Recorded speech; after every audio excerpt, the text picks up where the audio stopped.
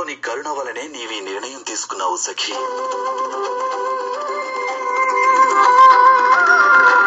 ఈ కరుణ అనేది ధర్మానికి ఆధారం.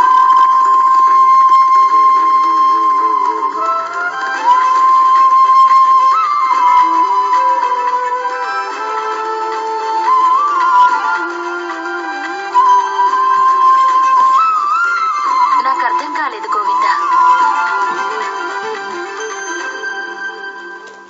ద్రౌపది, ఆ రోజున నేను నీకిచ్చిన పంచరత్నాలు ధర్మోపదేశం చేస్తాయి. ధర్మాన్ని ఎవరికీ ఆదేశించలేము కదా.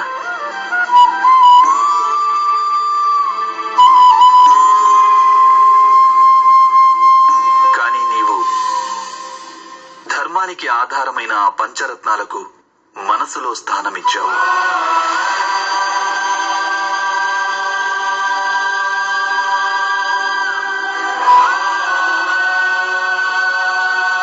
అనురాగం బుద్ధిని స్థిరం చేస్తుంది, ధైర్యం మనస్సుని స్థిరం చేస్తుంది,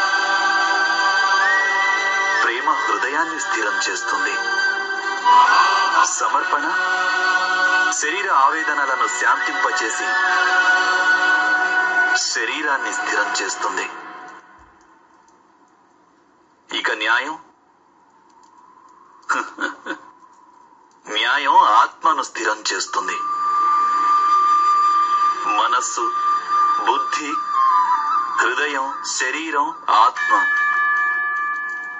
ధర్మానికి ఆధారమైన ఈ పంచకోశాలు స్థిరంగా శాంతంగా ఉంటే ఆ మనిషి కరుణతో నిండిపోతాడు.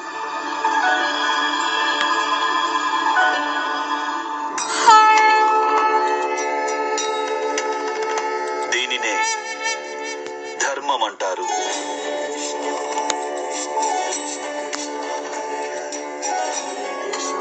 ఈ ధర్మం ఆధారంగానే నీవు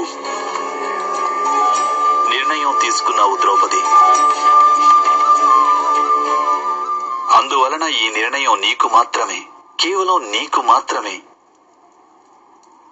పాపం కాదు.